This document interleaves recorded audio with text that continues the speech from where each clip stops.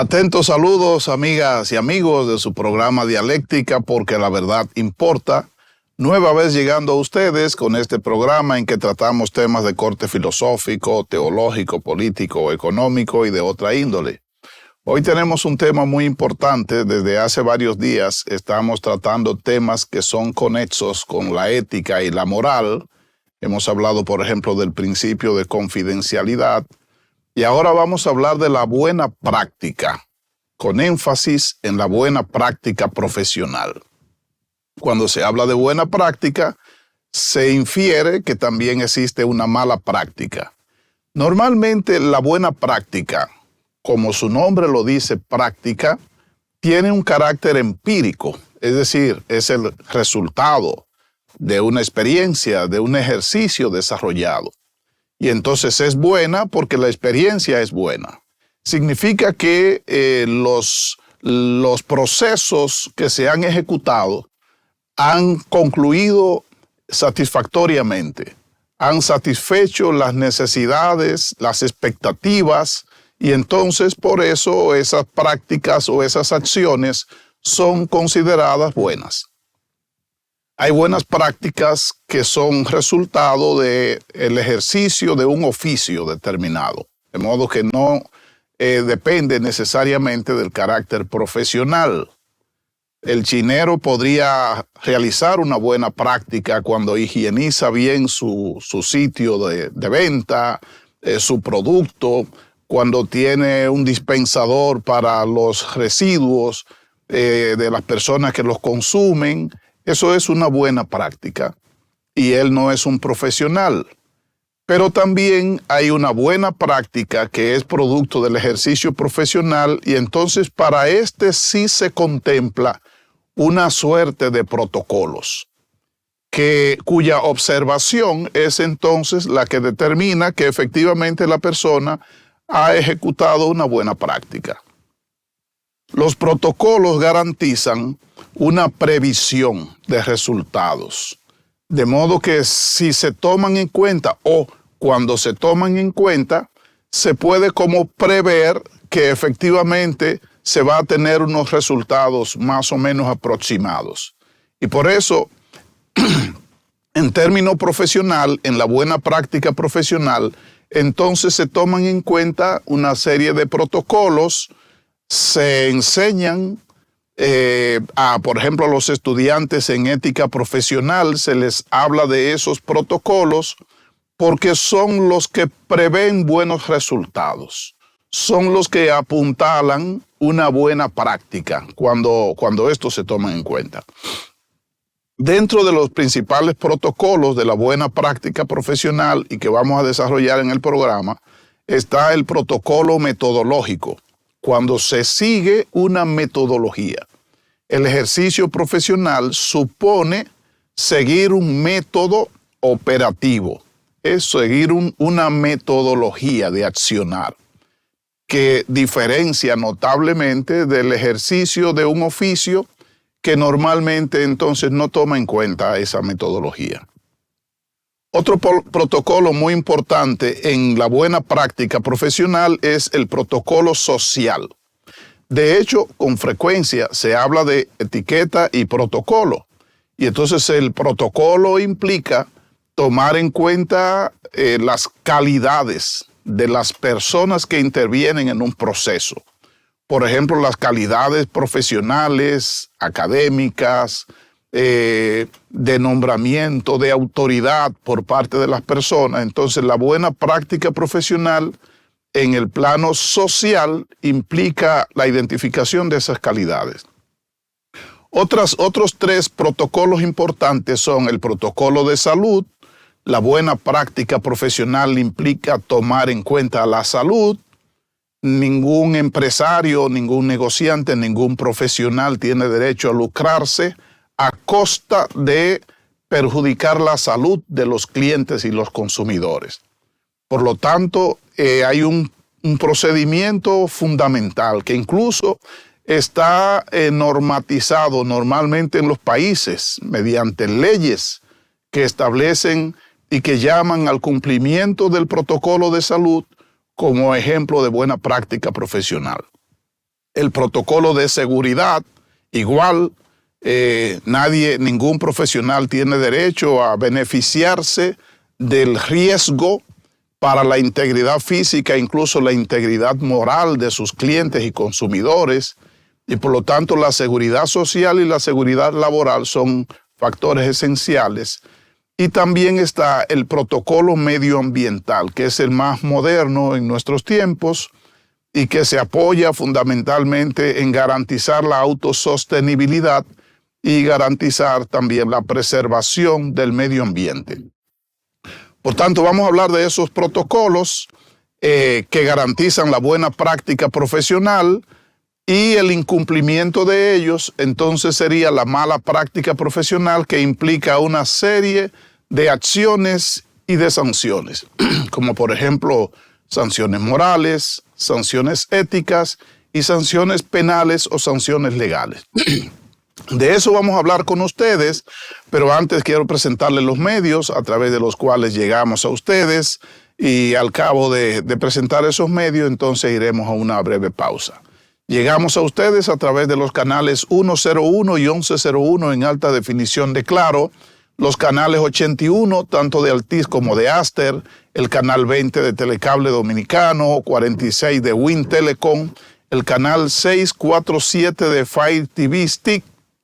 Además, recuerden que llegamos a ustedes a través de más de 190 sistemas de cables diseminados en todas las provincias del país, en el satélite Eutel para todo el continente americano, en el satélite Intelsat para el resto del mundo, y por supuesto que estamos presentes también a través de nuestras plataformas, de todas las plataformas digitales, y de nuestra página www.sumundotv.com. Vamos a una brevísima pausa y volvemos con ustedes en breve. Estamos hablando en el día de hoy de los protocolos que garantizan una buena práctica profesional. La buena práctica en sentido general, por ejemplo, en un oficio, la determina especialmente los resultados, pero en el caso profesional, entonces hay una serie de procesos o de procedimientos a seguir que son como garantía de buena práctica. Y el primero de esos procesos que nosotros definimos como protocolo es el metodológico. Seguir un método. El profesional trabaja con métodos. Esa es la característica esencial que diferencia al ejercicio profesional del ejercicio oficioso y de oficio, del empírico, por ejemplo, del que no es profesional. Que el profesional, como es egresado de la academia, de la universidad, entonces se ha formado en ese carácter sistemático o de sistematicidad en su ejercicio, y entonces sigue un método que normalmente contempla, por ejemplo, una observación general del fenómeno o del objeto que se estudia, un diagnóstico preliminar, que es también una hipótesis y que sería resultado de una preinvestigación que contiene también esa observación general, ¿verdad? Primero se hace, por ejemplo, una investigación general como un estudio del historial clínico del paciente en el caso de la medicina, o de las expectativas de una persona en un caso jurídico, por ejemplo, o de conocer el conocimiento que tiene la persona con relación a las implicaciones de determinadas acciones, entre otros aspectos. Hay como una entrada en la práctica profesional, que también se suele llamar como romper el hielo, entrar en confianza con el objeto de estudio, por ejemplo, en las ciencias sociales, con la persona o las personas que son objetos de investigación. Ese entrar en confianza es un proceso de entrar en un conocimiento previo del objeto que se está tratando. Y ahí entonces ya se está ejecutando un método. Y después hay un diagnóstico preliminar, que es una hipótesis, que es una apreciación, que es una conclusión previa que tiene la persona producto de esa observación. y que le permite, por lo tanto, suponer las causas y las posibles consecuencias. Y en consecuencia, como seleccionar el método, los métodos, las técnicas y los instrumentos a aplicar en la investigación. Y entonces ya después que se tiene ese diagnóstico, se procede a cuestionamientos, a preguntas o a operacionalización de ese diagnóstico o de esa hipótesis, identificando variables, identificando indicadores, y en el estudio de esos indicadores y su cotejo con variables, entonces se procede a la fase de la comprobación, de la demostración y de la experimentación, que son las fases esenciales del ejercicio científico y de la práctica profesional. Y como resultado de ese proceso, entonces se tendría una conclusión, ya un diagnóstico final o una teoría, un juicio que la persona formula ya teniendo ese procedimiento previo. Eso debe ser esencial, ¿verdad? Eso es objetivo del ejercicio profesional. Una persona que se forma en la universidad o en la academia debe identificarse, debe caracterizarse, debe diferenciarse del que no ha pasado por la academia, aunque tenga igual o mayor conocimiento, porque puede ser empírico, en que el académico sigue una metodología. Así que cuando se identifica que el profesional sigue una metodología en su accionar, ya eso garantiza una buena práctica profesional. El protocolo metodológico es clave para la buena práctica profesional. Hay un segundo protocolo esencial para la buena práctica profesional, que es el protocolo social. De hecho, históricamente se ha hablado de etiqueta y protocolo como para abordar de manera efectiva y pertinente un tópico determinado.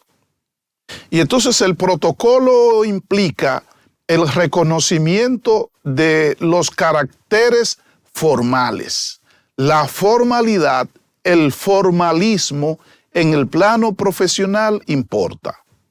Es como la fiebre y la sábana. La fiebre no está en la sábana, pero para el ejercicio profesional la sábana importa.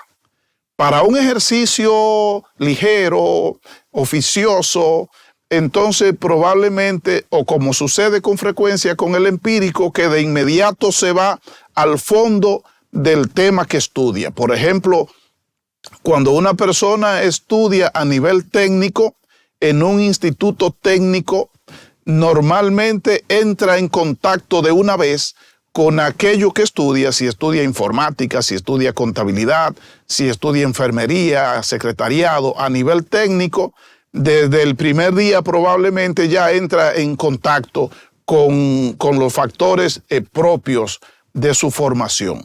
En cambio, cuando es a nivel profesional, sigue un proceso sistemático que comienza con lo que nosotros hoy llamamos estudios generales, o que se conocía antes como ciclo propedéutico, que implicaba el abordaje de una cantidad de temas generales como de historia, de geografía, de literatura, de lengua española, etcétera, que son aspectos genéricos, que no son exactamente de la carrera que la persona está estudiando, pero es necesario. Porque no se trata de formar un técnico, sino de formar un profesional, y el profesional es una persona que está preparándose para manejar el protocolo metodológico, para abordarlo. Y por lo tanto, en el ejercicio profesional, la forma importa mucho, porque además muchas veces en cuestiones formales están contenidas las explicaciones de un fenómeno determinado. Y el profesional sabe que si deja pasar aspectos que son formales, entonces podría también perderse elementos esenciales de la investigación. Entonces, en el protocolo social, decía en la introducción, se toma en cuenta las calidades de las personas. La buena práctica profesional implica el reconocimiento de las calidades de la otra persona y el tratamiento del otro en función de esa calidad. El reconocimiento de la autoridad que tiene el presidente, el vicepresidente, el director, el asistente. Cada uno tiene una función y tiene una autoridad que corresponde al cargo. Y entonces la buena práctica profesional implica respetar las condiciones de ese cargo. Por eso es que aunque la persona sea opositor, por ejemplo, al gobierno, o aunque no le simpatice un artista o un deportista, un profesional cualquiera, aunque no le simpatice, si se maneja desde el punto de vista profesional, ha de reconocer las calidades de esa persona. No se va inmediatamente, como hemos dicho también en otro programa, por la falacia ad hominem que descalifica el objeto a partir del sujeto, descalifica lo que la persona dice a partir de la imagen que tiene del que dice, sino que el ejercicio profesional desde este protocolo social implica distinguir una cosa de la otra. El protocolo social también incluye el aspecto relativo a el reconocimiento de los créditos, de la propiedad intelectual de las personas. Reconocer los créditos, la función, la autoría de la persona, eso es esencial en la buena práctica profesional. Si una película no identifica el trabajo realizado por cada una de las personas que intervino o por los intervinientes en su producción y en su ejecución, el sonidista, el camarógrafo, el tramoyista, el de casting, etcétera. Si no identifica, ya eso es una mala práctica profesional. Fíjense que la buena práctica profesional significa tomar en cuenta esos aspectos y la mala práctica es la inobservancia de esos aspectos o de esos protocolos. Así que el protocolo social constituye un factor esencial para la buena práctica profesional. Y hay un protocolo también muy importante que es el protocolo medioambiental, yo refería. El tomar en cuenta, por ejemplo, sobre todo en nuestros tiempos, el impacto que tiene o que puede tener en el medio ambiente el ejercicio profesional. Y ese impacto, el protocolo indica que debe tomarse como un pasivo ambiental o medioambiental, es decir, como una responsabilidad. Se carga al ejercicio profesional. Si usted, como producto de la operación profesional, remueve árboles o remueve capas telúricas o despide algún contaminante al medio ambiente, eso, dice el protocolo medioambiental, lo compromete a usted a reponer ese daño que produce en el medio ambiente. Eso es esencial y en nuestros tiempos se recoge como parte de la responsabilidad social empresarial y de la responsabilidad social corporativa. Las empresas, por ética empresarial en este caso, están llamadas a crear estructuras de subsanación que se encarguen de subsanar, de corregir, de reparar los efectos secundarios que su accionar producen en el medio ambiente. Si no repara esos efectos secundarios, entonces se considera como una mala práctica profesional. Y hay una serie de variables que se toman en cuenta para considerarse en el marco del protocolo medioambiental. Por ejemplo, el inventario medioambiental, la proyección de posibles efectos y valoración del impacto, las repercusiones del proyecto en términos de costo-beneficio y también en términos de resultados a largo plazo, a mediano y largo plazo, las medidas preventivas y correctivas y la creación de un programa de vigilancia y seguimiento ambiental, que es lo que se hace desde ese departamento de responsabilidad social empresarial o de responsabilidad social corporativa. Cuando una empresa o un profesional desarrolla su labor y no toma en cuenta la reparación del impacto que tiene en el medio ambiente, entonces cae en una mala práctica profesional. Y luego nosotros vamos a hablar de las sanciones que corresponden a esa mala práctica profesional por parte de las personas y cómo ejecutarla, ¿verdad? Cómo desarrollarla la persona, entonces, ese ejercicio profesional negativo. Hay otros protocolos, como son, por ejemplo, el protocolo de seguridad, que también es muy importante, ya lo referí en la introducción. No poner en riesgo la integridad física y también se incluye la integridad moral de la persona, del consumidor o del cliente. Prevenir y reducir al mínimo ese riesgo. La idea en el marco de la ética empresarial es que los productos sean inocuos, que no tengan, que no dañen, por ejemplo, la salud de las personas o que no representen un riesgo mayor para las personas. Pero no siempre eso se garantiza. Y entonces el compromiso del profesional es reducir al mínimo ese riesgo de las personas, del usuario. Y eso se logra, por ejemplo, agregando al producto un mecanismo, un instructivo de uso, de modo que el usuario, el consumidor, adquiera la formación para utilizar un producto. Y cuando fuese más complejo, entonces la ética empresarial dice que el profesional está en la obligación de garantizar el entrenamiento debido, el entrenamiento adecuado y suficiente al consumidor de su producto. También para garantizar que no haya riesgo, que haya el menor grado de riesgo. Y además de garantizar que no haya el menor grado de riesgo en términos físicos, también en términos profesional. La buena práctica profesional contempla tomar en cuenta el efecto que puede tener en el prestigio de la otra persona el uso de un producto determinado o el consumo de un producto determinado. Y cuidar incluso ese aspecto del prestigio que tiene que ver con la integridad moral. Hay también una serie de variables a considerar para la buena práctica profesional.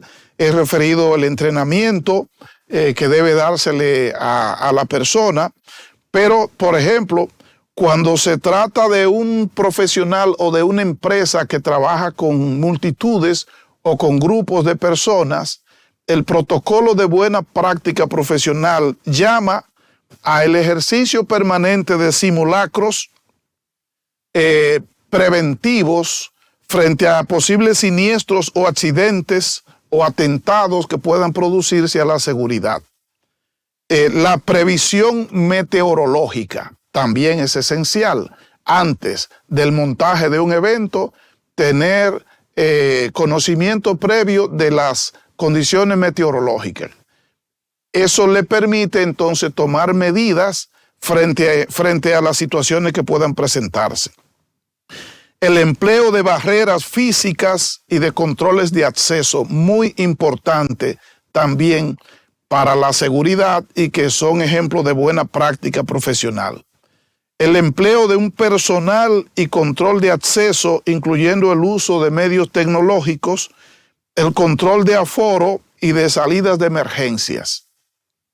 Ha habido muchos accidentes fatales en la celebración de eventos multitudinarios que han sido resultado de no tomar en cuenta, por ejemplo, una cantidad de vías de acceso, de líneas de escape, de áreas de escape, de salida eficiente, y cuando en un lugar cerrado se concentra una cantidad de personas apreciable y no se toman en cuenta las salidas debidamente señalizadas y manejables, pudiera presentarse una situación que genere estampida, como ha habido muchos casos, y entonces eso tener consecuencias fatales, y eso es mala práctica profesional.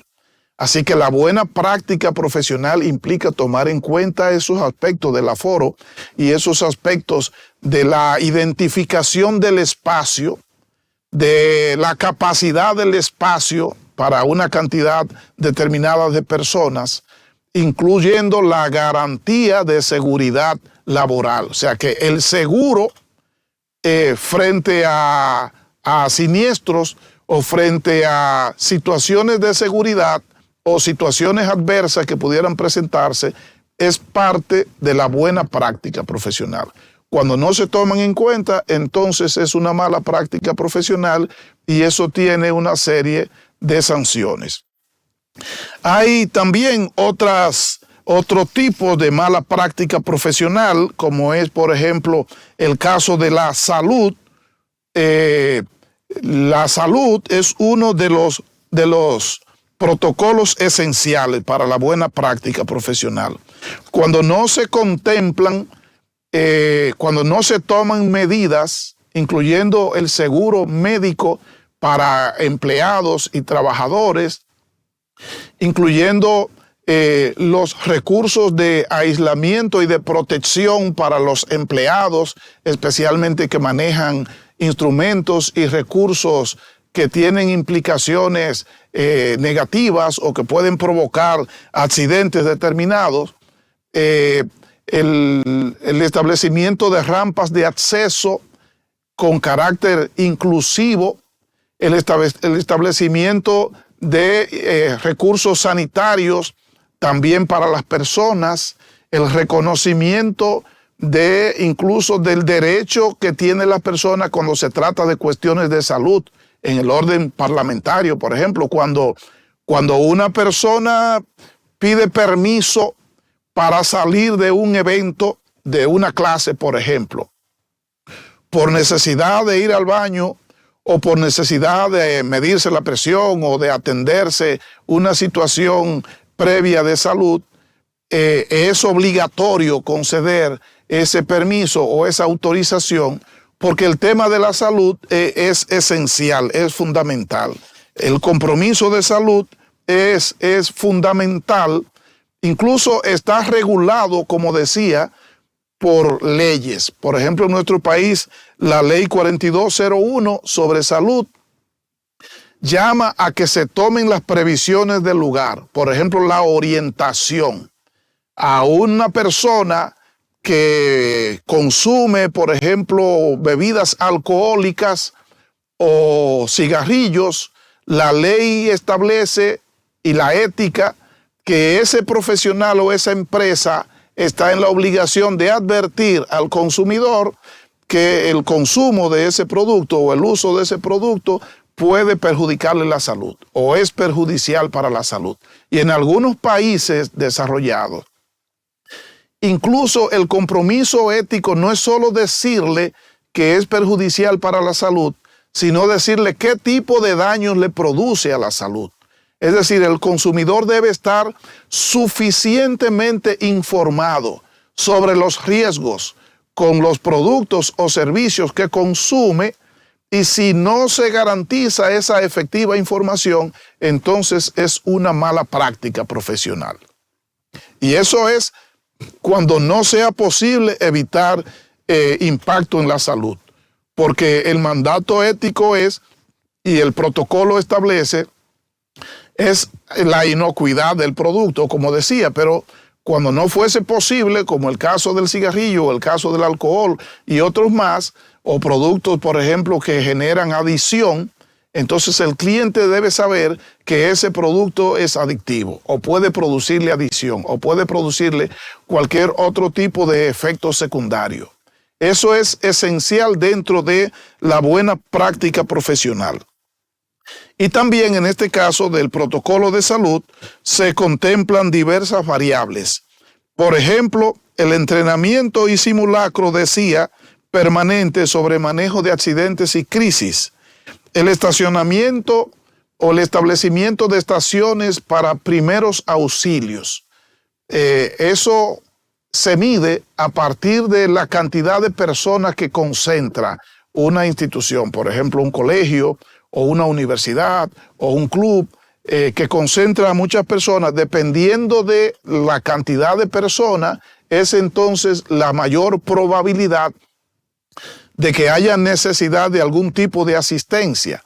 Desde el establecimiento de un botiquín con productos para primeros auxilios, cuando se trata de una afluencia de menos de 20 personas, es decir, de no más de 2 decenas de personas, hasta el establecimiento de estaciones de asistencia para primeros auxilios con personal paramédico preparado, especialmente cuando sobrepasa, por ejemplo, de 50 a 100 personas, cuando implica centenares de personas, entonces debe tener incluso ambulancias debidamente equipadas con un personal médico, y cuando llega a miles de personas, entonces debe tener unas previsiones mucho mayores de diversas estaciones de ambulancia, de contacto con centros médicos efectivos para atender a emergencias o urgencias que puedan surgir. Si el profesional, si el empresario no toma en cuenta ese protocolo de salud, entonces comete una mala práctica, como sucede también con otros protocolos. Vamos a hacer una breve pausa y entonces vamos a referirnos a un protocolo más importante en el ejercicio profesional para la buena práctica, y entonces para hablar de la inobservancia de esos protocolos que se lee como mala práctica profesional. De regreso con ustedes en Dialéctica, porque la verdad importa. Estamos hablando de la buena práctica profesional, que supone tomar en cuenta una serie de protocolos, y cuando no se toman en cuenta, la persona procede, el profesional trabaja o actúa desconociendo esos protocolos, entonces comete una mala práctica profesional. No quiere decir que la persona ejecute una acción deliberadamente mala o negativa, sino quiere decir que la persona no contempla una acción, que es lo que suele conocerse como negligencia. Es dejar de evitar el mal debiendo evitarlo. Dejar de hacer algo que debió hacer, debió, porque es profesional, y entonces ha de conocer cómo prevenir un daño, y como él, conociendo cómo se previene un daño, no tomó las medidas del lugar, entonces comete una mala práctica profesional. Y esa mala práctica profesional tiene diferentes niveles de acciones o de sanciones. La primera es de corte moral, que es como personal, que sería cuando el profesional descubre, reconoce, acepta que ha dejado de incorporar en su ejercicio un proceso que habría evitado un desenlace negativo, entonces el profesional está llamado a tomar una autosanción, que nosotros llamamos como sanción moral, como por ejemplo la renuncia, o puede ser la inhibición, y hay algunas categorías mínimas como la autocrítica. El profesional que reconoce su falta se autocritica. La autocrítica es como el grado más simple de las sanciones morales que aplica el profesional. Hay otro grado mayor, que es entonces el de la renuncia. La persona se ausenta, la persona cede la posición para que otro venga a ejercerla ante el reconocimiento de una mala práctica profesional.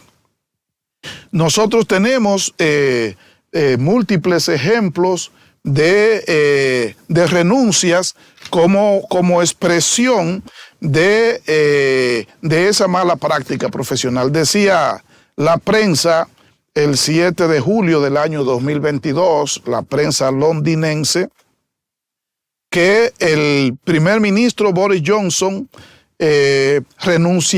anunció que renunciaría como primer ministro del Reino Unido a partir de que fue acusado de mal manejar algunos escándalos de carácter sexual y algunos temas de acoso dentro de su partido.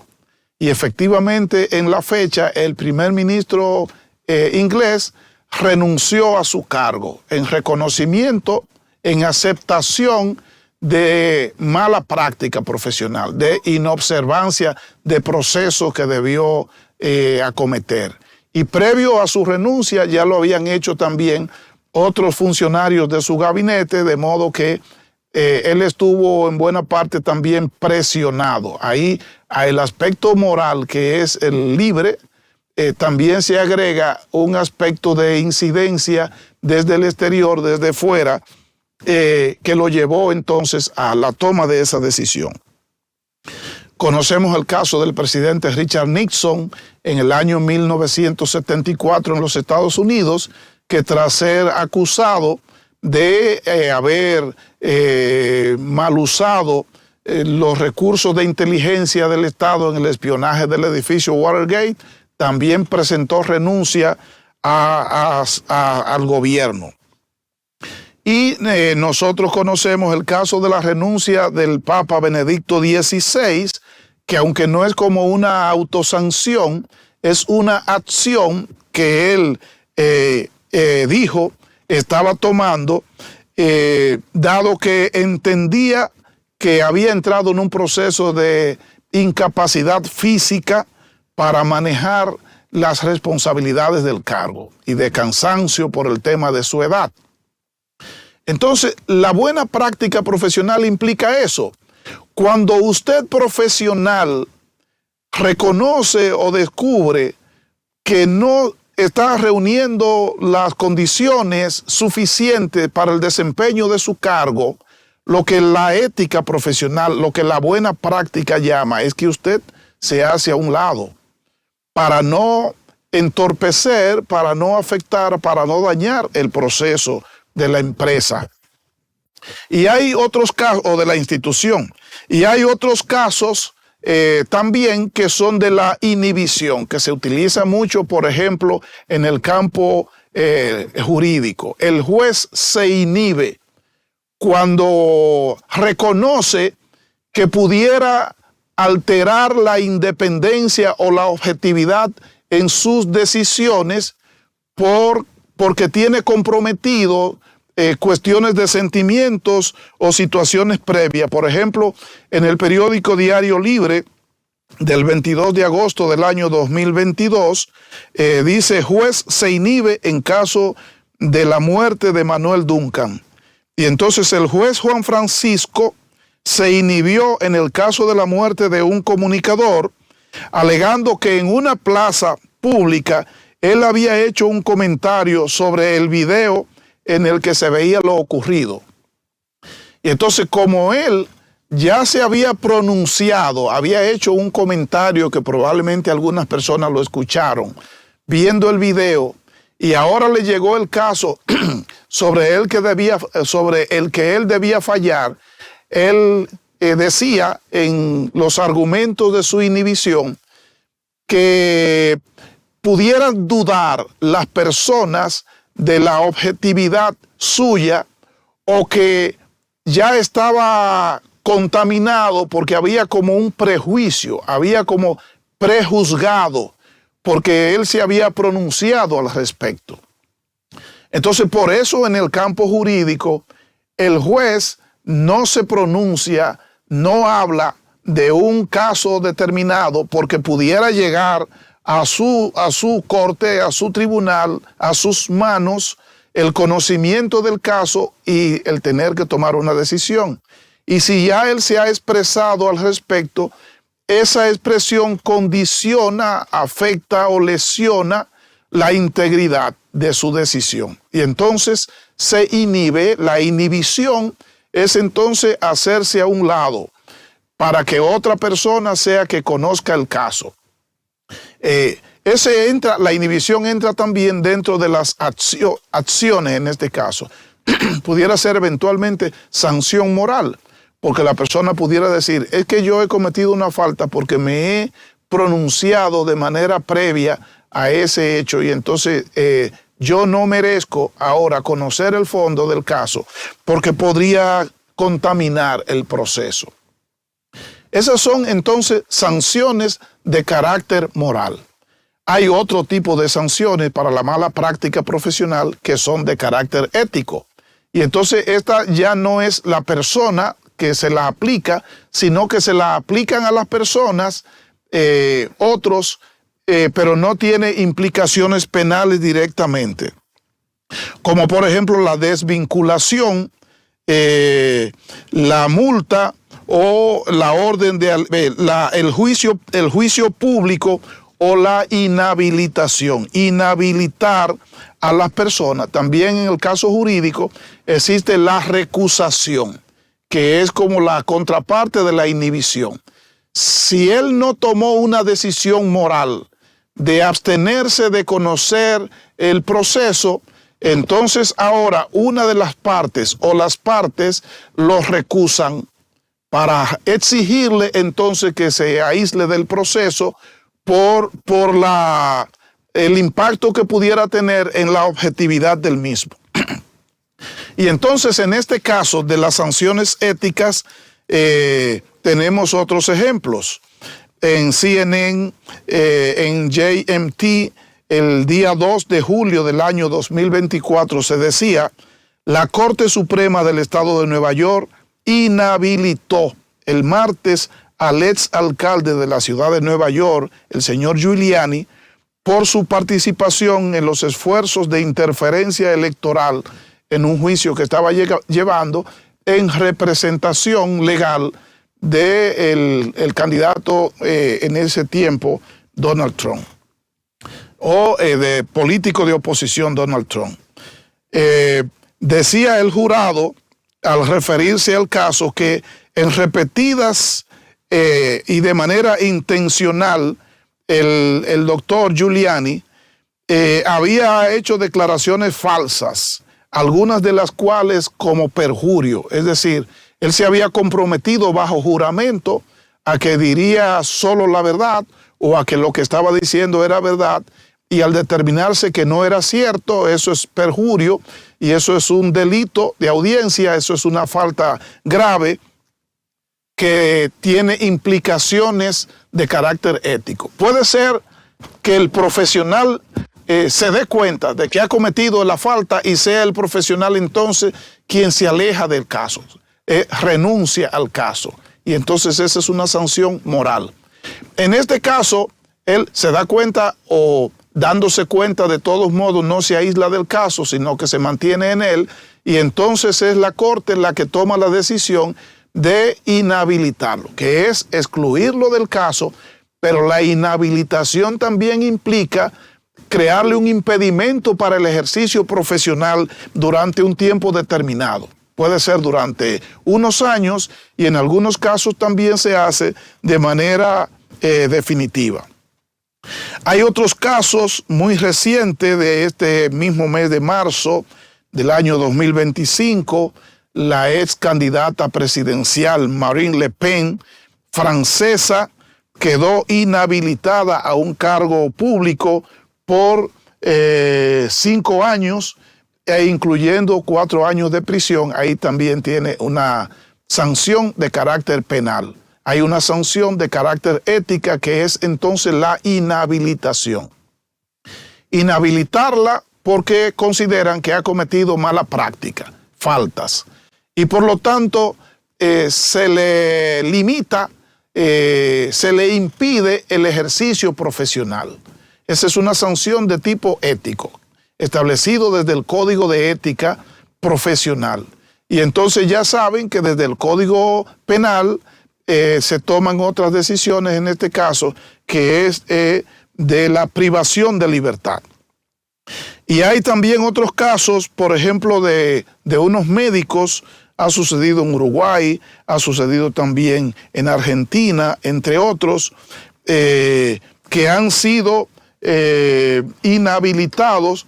Por ejemplo, 2 médicos que fueron inhabilitados durante 3 años para el ejercicio profesional y a 1 año de prisión acusado de mala práctica profesional. Y esos médicos hicieron una cirugía estética a una paciente. La hicieron perfecta, se diría. Es decir, todo el procedimiento, todo el protocolo de higiene del espacio de la cirugía, del quirófano, de tener a mano todos los recursos necesarios para garantizar la efectividad de la cirugía. Todo el proceso fue pulcro. El problema de ellos fue que luego se marcharon y no le hicieron las indicaciones a la paciente, por ejemplo, de lo que no debía ella consumir o desarrollar o hacer. Y entonces la paciente, ya en su proceso de recuperación postoperatoria, consumió unos productos y realizó unos ejercicios que le provocaron entonces una reacción adversa y contrajo una infección y terminó en un proceso de coma. Y entonces, cuando se evaluó el ejercicio de los profesionales, se determinó que ellos hicieron bien la cirugía, que no era consecuencia de que ellos hayan cometido una acción negativa. Pero sí se determinó que ellos dejaron de hacer algo que debieron hacer. Y ahí está la negligencia, ahí está la mala práctica. Y como consecuencia de ello, entonces vino esa inhabilitación para el ejercicio profesional e incluyendo sanciones de carácter penal. De modo que hay sanciones de tipo ético, como he referido. La desvinculación, se desvincula a una persona cuando comete una falta ética, por ejemplo, puede ser de procedimiento. Se establece un juicio público que se utilizaba mucho en el periodo medieval, que implicaba una degradación pública de las personas, una descalificación moral de las personas. Y la inhabilitación a que me he referido. Después hay otro tipo de sanciones que son de carácter penal, como la privación de libertad, que en estos casos está contemplada porque se entiende que esos profesionales, como consecuencia de su inobservancia, como consecuencia de su negligencia, entonces hubo un desenlace fatal en este caso, y entonces pueden haber consideraciones de homicidios involuntarios, no culposos por parte de las personas, pero resultantes de una inobservancia, y entonces también tiene una reacción penal. Están las multas y están las órdenes de alejamiento, cuando se considera que una persona constituye una amenaza en la cercanía a otra persona o a una institución determinada. Nótese que en las sanciones penales o legales que se establecen para una persona conflictuada con la ley, se toman en cuenta diferentes niveles como multas, como alejamientos, como presentación periódica, impedimento de salida, hasta la privación de libertad, que es tenida entonces como la sanción mayor, concibiéndose la libertad como el valor más importante de las personas. Entonces la idea es que cuando la persona ha cometido una falta que compromete su libertad y su conciencia, es decir, que ha actuado libremente, con premeditación y también conscientemente, con alevosía, con intención de dañar, entonces la sanción es de privación de libertad en diferentes grados, que puede ser hasta la cadena perpetua, como se contempla en algunos países, ante la consideración de que es una falta extrema. Y ya saben que hay algunos estados en donde se contempla incluso la pena de muerte como una sanción penal para una persona que comete una extremada falta o una extremada mala práctica profesional. En síntesis, la buena práctica profesional implica tomar en cuenta esos protocolos. Cuando el profesional actúa tomando en cuenta la salud, la seguridad, el medio ambiente, las condiciones sociales, las calidades de las personas, que incluye el aspecto simbólico, y también tomando en cuenta el aspecto de la seguridad, entonces se entiende que actúa movido por una buena práctica profesional. Y las instituciones certificadoras en la calidad para las instituciones y empresas, en este caso no para el individuo, sino para las empresas, toma en cuenta que éstas en su operación incluyen esos protocolos. Y entonces eso se considera como buena práctica profesional. Eso llama a considerar a la empresa como una empresa ética. Y entonces la ética empresarial califica a esa institución o a esa empresa como ética o de buenas prácticas en la medida que toma en cuenta esos protocolos en su accionar. Y mala práctica cuando no. Y entonces el Código de Ética Empresarial contempla sanciones, como el Código de Ética Profesional también para los profesionales en términos individuales, esto es en el campo de la ética, y ya saben que en los códigos procesales y penales, entonces toman en cuenta otro tipo de sanciones para las personas como hemos referido. Así que sanciones morales, sanciones éticas y sanciones penales, dependiendo del nivel de falta cometido por el profesional en su ejercicio. Estamos en la parte final de nuestro programa. Quiero agradecerles que me hayan acompañado en Dialéctica, porque la verdad importa, y les convocamos para una nueva